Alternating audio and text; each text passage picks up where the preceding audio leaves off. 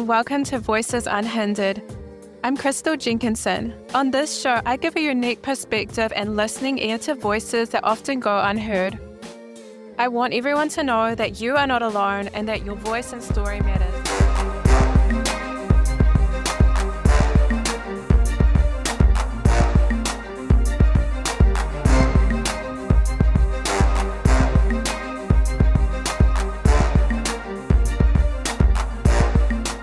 Hello guys, welcome to today's episode. I am talking specifically today to women. Again, I am talking to mothers who have breastfed their babies, extended breastfeeding mothers, and to talk about stuff that I feel like isn't really talked about, or there's a lack of research and a lack of support for women weaning their babies.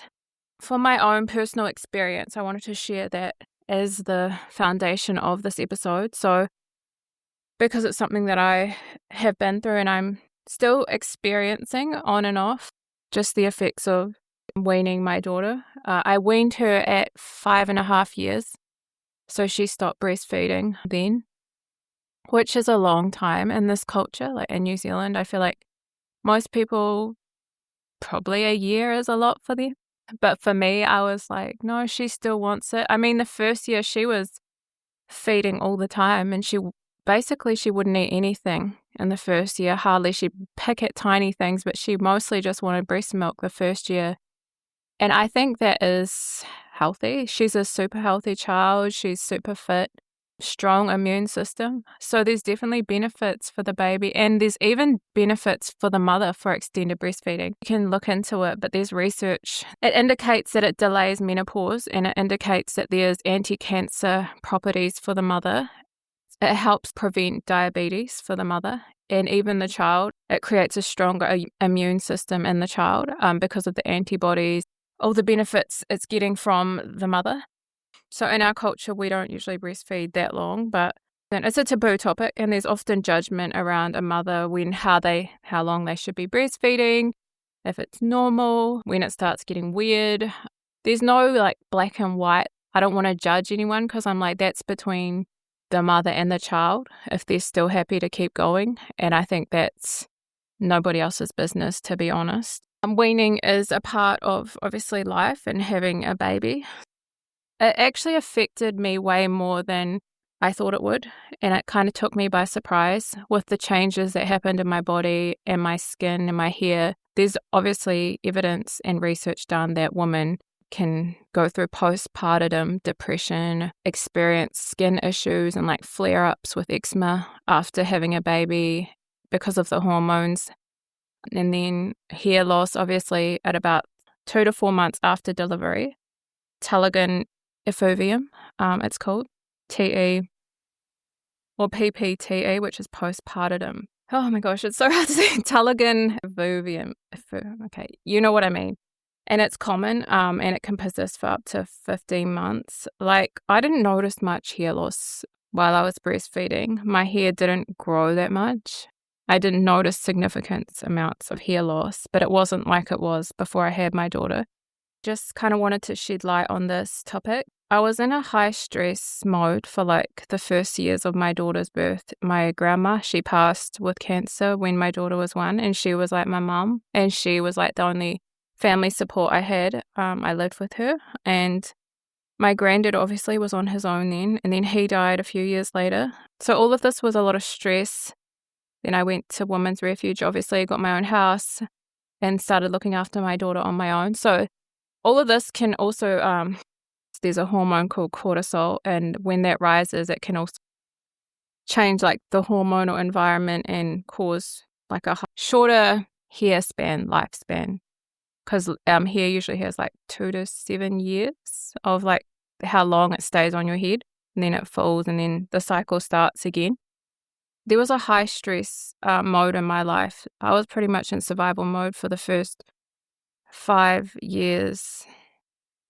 or 6 years of my daughter's life. And now I'm just starting to settle down and like look after myself more. I actually didn't eat meat for a few years as well. And dairy, I cut that out a lot. I just felt led to not eat meat. I didn't actually feel like it for ages. That could have caused the risk of having deficiencies like zinc and iron, which are important for for hair and skin and things like that. And I also struggled with asthma and some mild eczema growing up. So it's an immune issue, which can also trigger like dermatitis and like things like that after pregnancy. And when all the hormones change, skin can be triggered by hormonal changes, especially in the scalp and head region, sorry.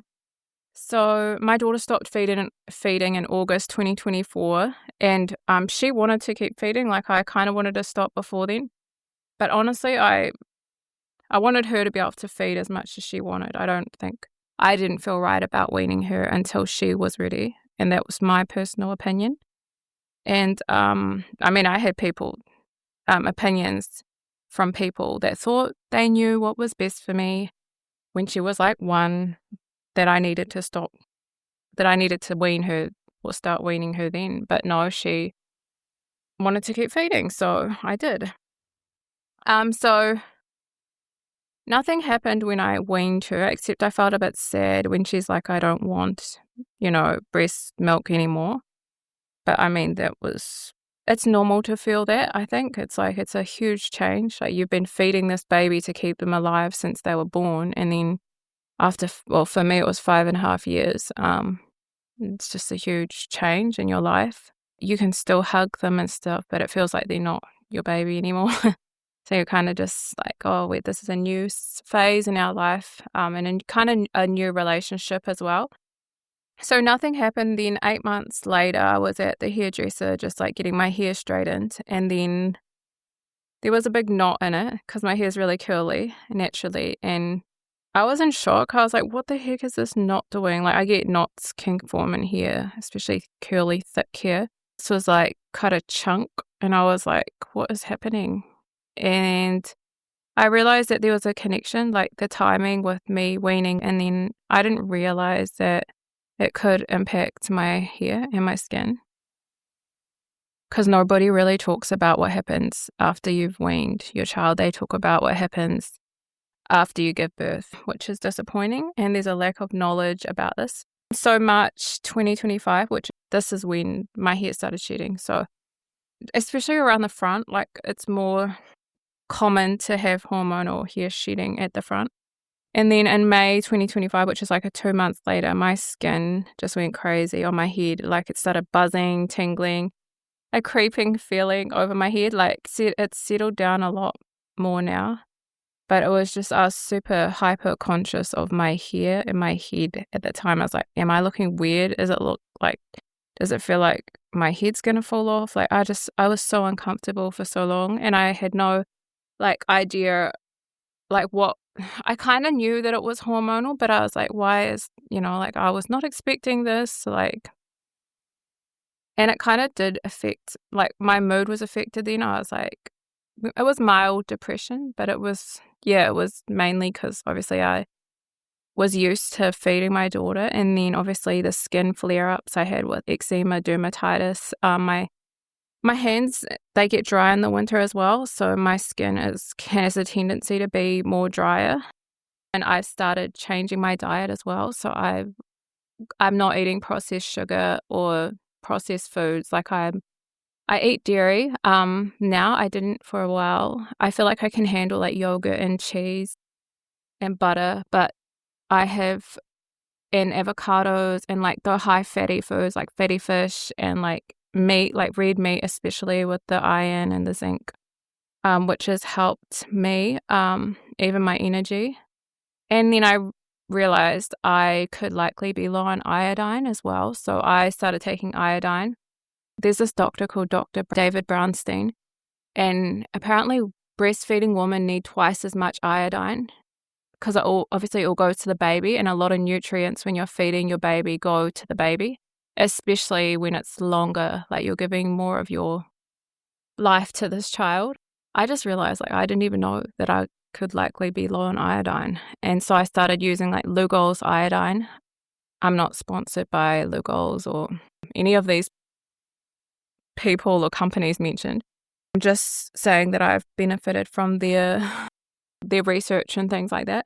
So I started taking that iodine and I started feeling better. your thyroid needs iodine, and your thyroid can be obviously thrown off after pregnancy or weaning or something. So it can help balance any imbalances. So I just started taking like a few drops in my coffee. Yeah, so those are some of the changes I've made. And just cutting carbohydrates, like eating more like keto, carnivore type of diet. I used to eat like really big salads and stuff, and I actually didn't feel great after eating them. Like I felt really bloated. And I've heard that there's like a few like toxins in a lot of like the plants that we eat.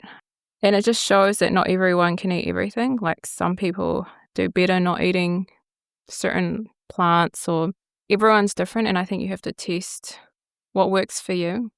So then in June 2025, so like a month after my scalp just started getting inflamed, I went to the doctor, June 2025. He said that my scalp was just dry.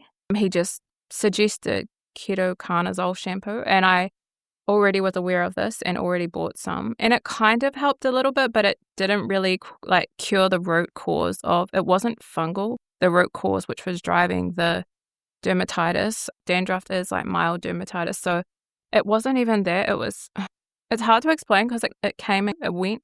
It's had a pattern. It's like, it went like real extremely bad when it started. Like my whole scalp was like flaky and oily. And I was like, what is happening to me? And then there'd be like a time where it would get a bit calmer, but mostly it would be inflamed for the first few months. And then it started settling down.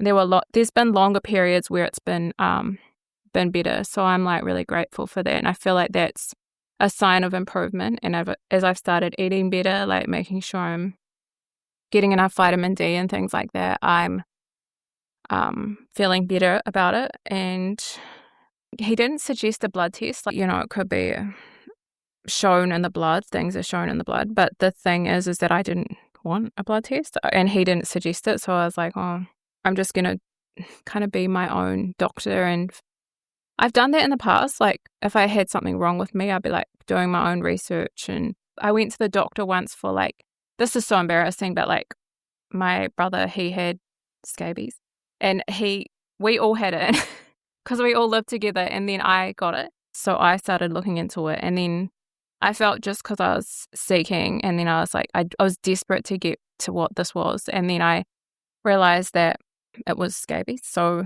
the doctor didn't even tell me that. He gave you an anti-itch cream.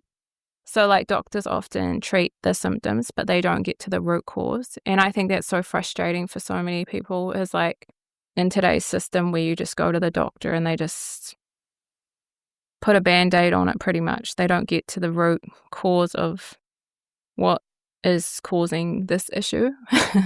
Yeah, they aren't often trained to know about it either.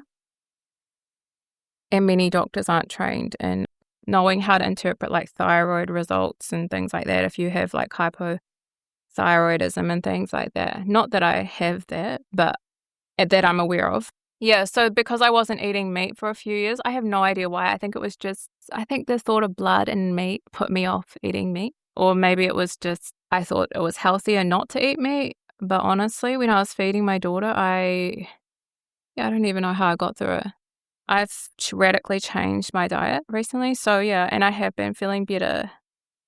And the frustrating thing is that people can make judgments when they don't actually know what is causing problems. And like I've had prayer for it at church, and then someone asked if they could pray for me when I talked to them about I'm quite open about stuff that I go through, and then I told them about this thing that happened after I weaned my daughter. They didn't really see a connection. They just said it could be demonic, and I was like, that is not what I wanted to hear. Like we get demonic attacks, and some things can be witchcraft or, sent by the devil, some health attacks and stuff. That wasn't what God was showing me, that it was demonic.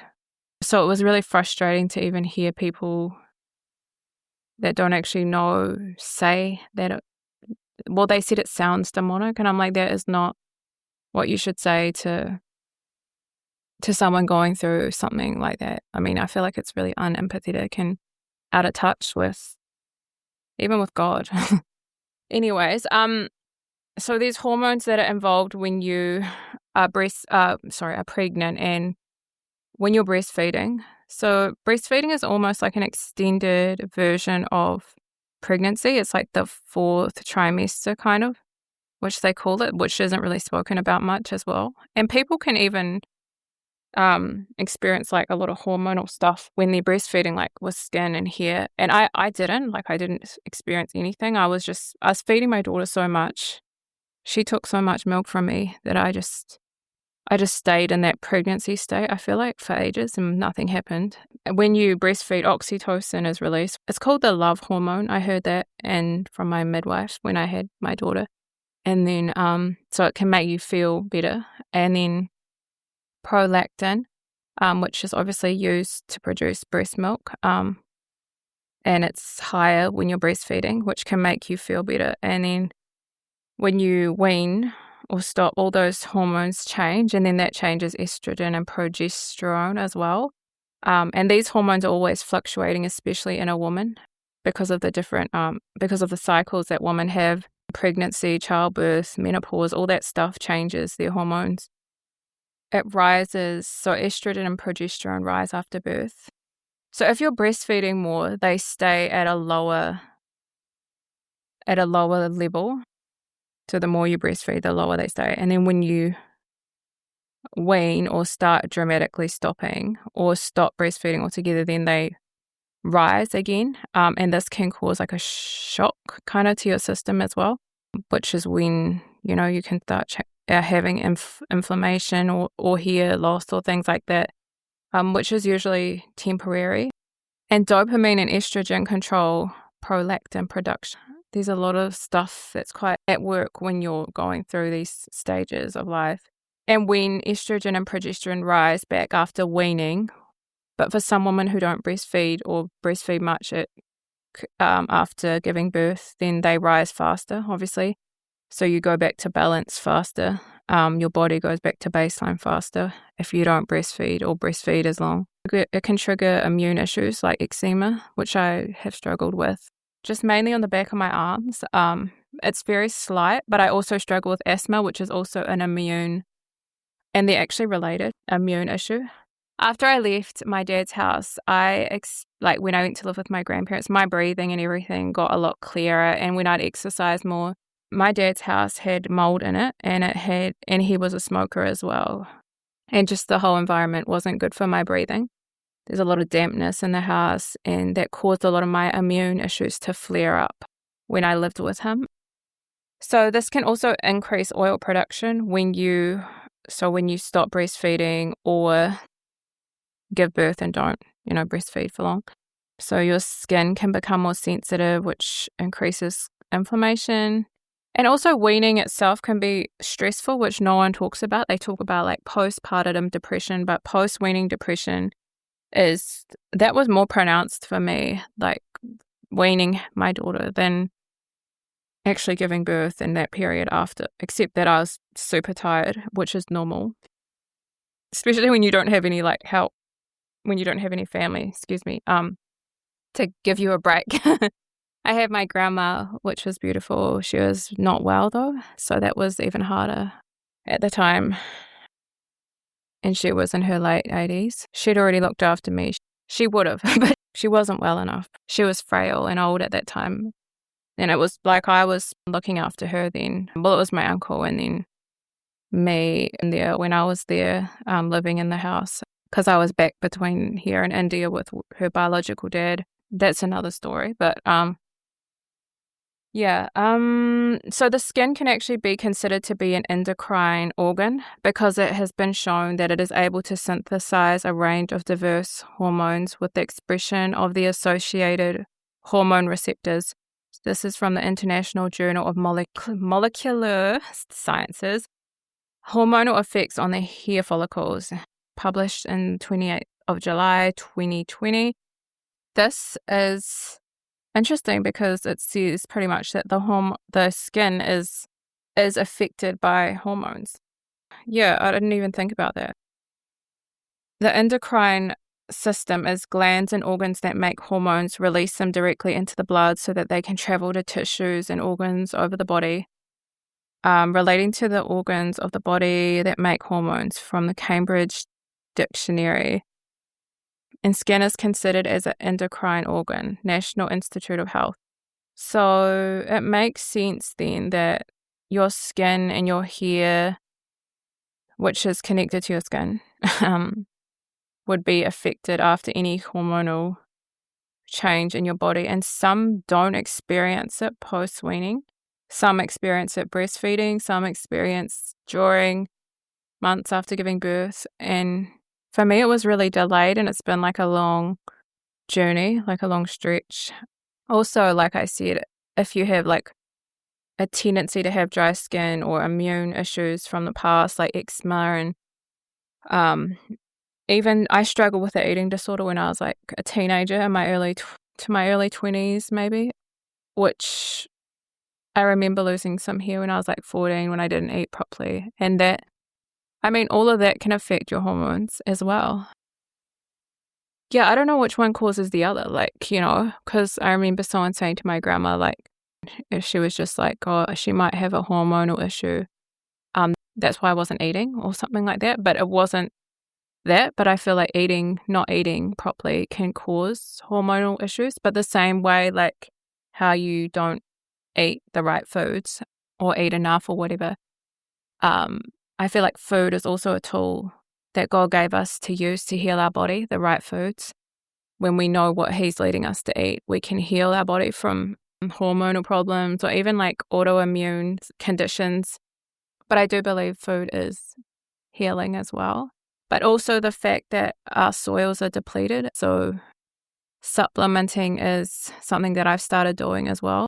I've gone a bit crazy with supplements lately, but I never used to. I was just like, oh, I'll get it all from food, but I actually wasn't even eating enough. So that's a hard one to know what to supplement with, because there's so many supplements and it's like you can go a bit crazy. You don't want to waste your money either. And it's always good to get it from food if you can first. Which is why I've switched to carnivore as well, is because I feel like there's a lot more nutrients in the meat and the animal products that I eat versus eating just plants. Also, I've noticed that my hair and my skin tends to flare up just before my cycle starts. So it's because of the hormonal changes. But the oilier skin, the rise in estrogen and progesterone, kind of it mimics when you wean. So the progesterone and the estrogen rise again, causing oilier skin, acne-prone skin, increase in hair shedding, and an increase in cortisol usually. Like your stress tolerance is lower during the first few days before your period or the first week. So it's harder to fast then as well.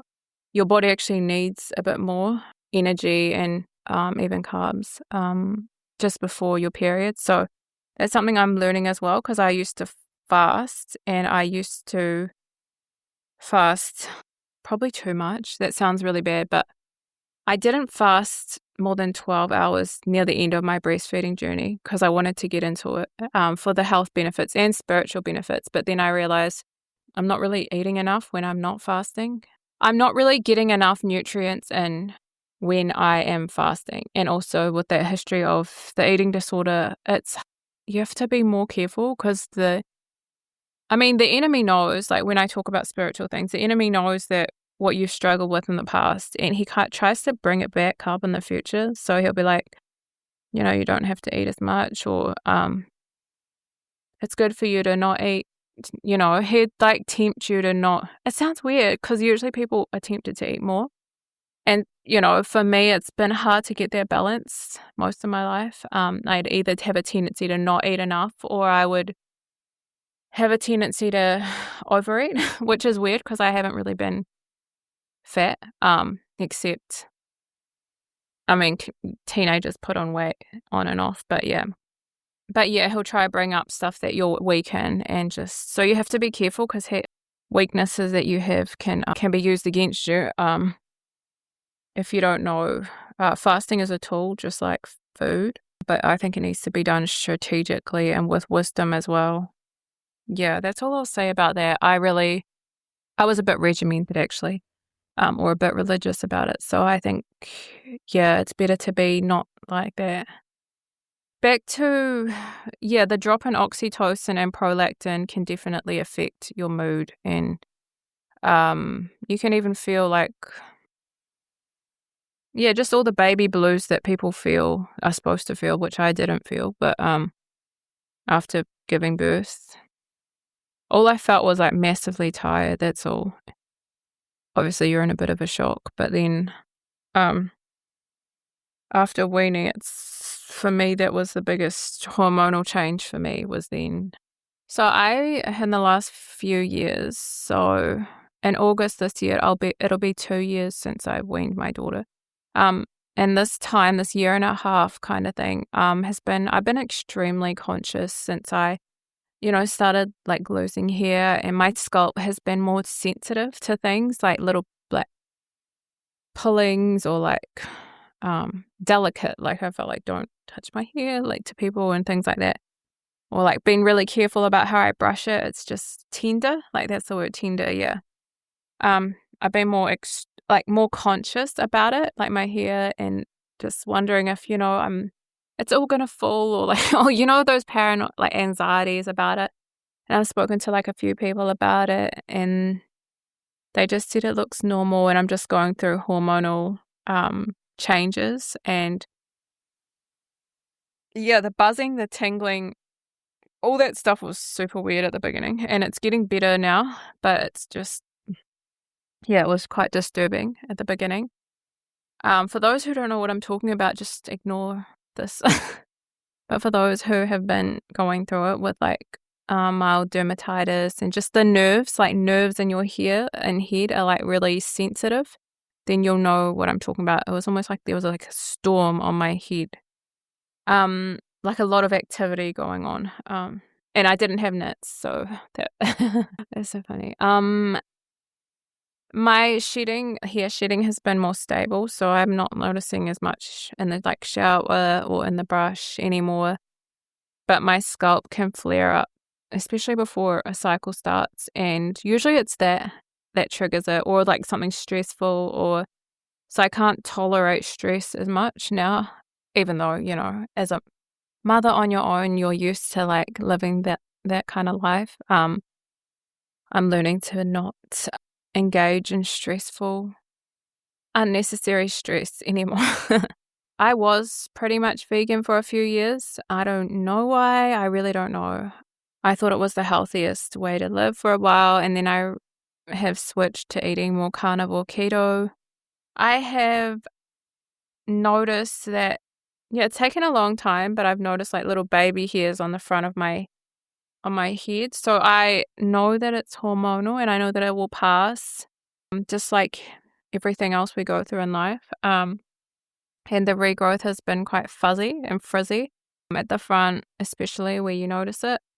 Yeah, I just aim to destigmatize, I guess, the issues with skin and hair and stuff.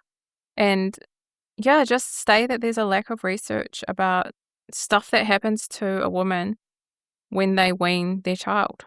And I think there should be more research done, especially after extended breastfeeding, because your body is in a state of just abnormal hormone, not abnormal, what's the right word? No, wait. Differing hormonal state than if you weaned your child at 1 year. So it stays at a different state for longer. And I feel like this can definitely change the environment and also create nutrient deficiencies if you're not careful with your diet. And I was not careful. Like, honestly, I didn't even think about what I was eating. I was in such a state of survival that I just grabbed whatever I could. And so now I'm making up for it. And I wanted to give my daughter the best start, so I didn't want to wean her when she wasn't ready for it. Yeah. And we have a really close relationship and a close bond, and we're always there for each other. And I wanted to be that mother that I never had, so that was my goal as well. Yeah, I've learned to just like, sounds real corny, care for myself more, because for many years I didn't. And that's, I don't know, I just didn't have the time. But now I realize when I care for myself, I'm going to be here for my daughter longer. I'm going to be well to look after her, and I need to be well to look after her. Like, that's all I want to be, is like well, so I can look after her, because that's my main responsibility, is being a mother to her and caring for her and showing her the right way to live with God, of course. And then I need to be well to do that. So I'm grateful that I am on a healing journey, spiritually, emotionally, and physically. You can have people, like, I had someone say this to me, I think yesterday. You can have people say, like, that your hair looks great, it looks normal, it looks beautiful, or about your appearance or whatever, and you can still not believe it. You can still be just doubting it, or you can have so many nice comments, and you can still think, like, oh, I'm not good enough, or my hair still, everyone's looking at my hair, or everyone's noticing it in a negative way, when that is not reality. It's just I think, is it your nervous system, or you're scanning for information and stuff. Like, anytime someone mentioned hair, like, my, like, antennas would go up, and I'd be like, oh my gosh, are you talking about my hair? Are you, like, because I do, like, cleaning sometimes at a hotel, and, like, we see hair all the time, like, in the bed, it sticks to everything, and I'm just like, oh, I hope that's not my hair. And, like, just little things, you're, like, hyper aware of hair and skin and all that stuff. Yeah, I've noticed, like, not constant, but, like, it's been waves. Like, that's what it's felt like over the last year and a half with weaning my daughter. Waves of, like mini waves of hair shedding, and then it would regrow little bits, and then waves of, obviously, oiliness. Is that what you call it on the scalp, or like dermatitis, or just flare-ups, and then it would settle again, like almost like the next day it settles now. It settles way quicker, and before it would last for days. And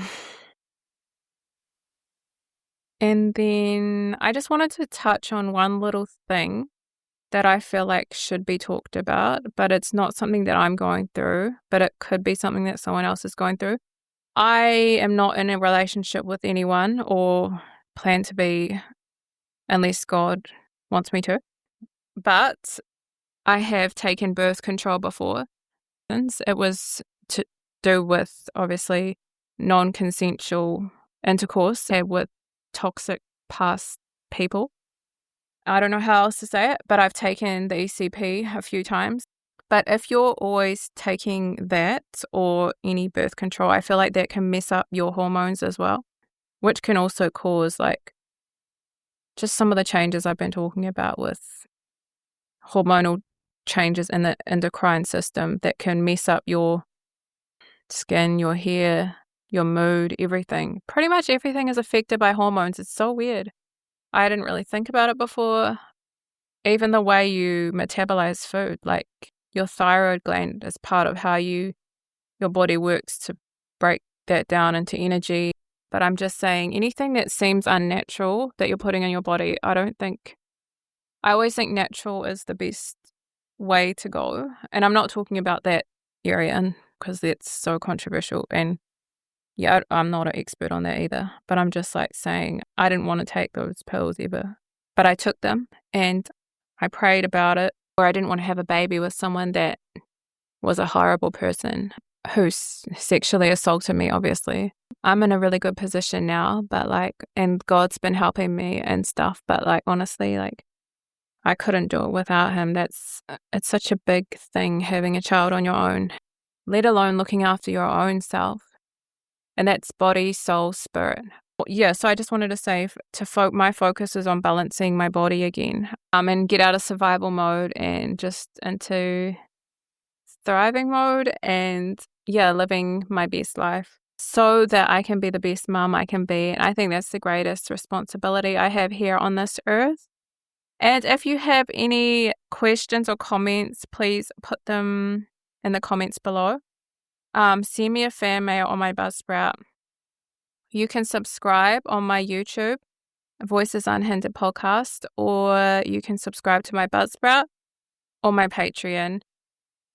I would love your support because I can only continue to do podcasting as long as I have support. Like everything costs, time is money, and obviously my editing programs cost. So I would love to hear from you guys if you enjoyed this episode. If you can relate to this, what I'm talking about, I would love you to comment or send me a fan mail if you wanted to share something privately with me. Anything that you've been through, pregnancy, post-pregnancy, or any body changes. And what did you do to improve your health overall? What have you done to improve your health, to going through pregnancy and just going through stress? Because stress is part of it. Stress is part of pregnancy. Stress is part of, obviously, life. Yeah, it's probably one of the most stressful things, but it's also one of the most rewarding things and beautiful things as well. So I just want to say thank you for listening, guys.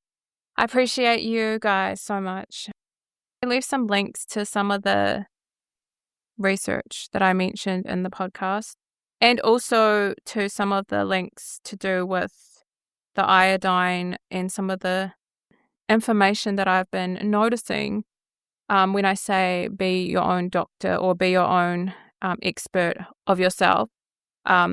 Often you can be more in tune with your own body than a doctor or someone else. So I just wanted to put that out there and let you know some of the stuff that I've found out. Thank you for listening, guys. I'll see you in the next episode. Bye for now.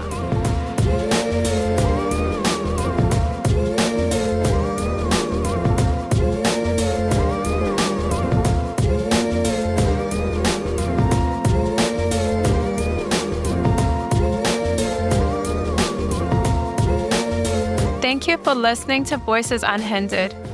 It's great hearing from my listeners. Reach out with questions and comments through Insta or Facebook. Just search for Voices Unhindered.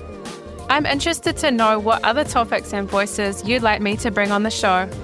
Subscribe to Voices Unhindered on Spotify or Apple Podcasts to never miss an episode.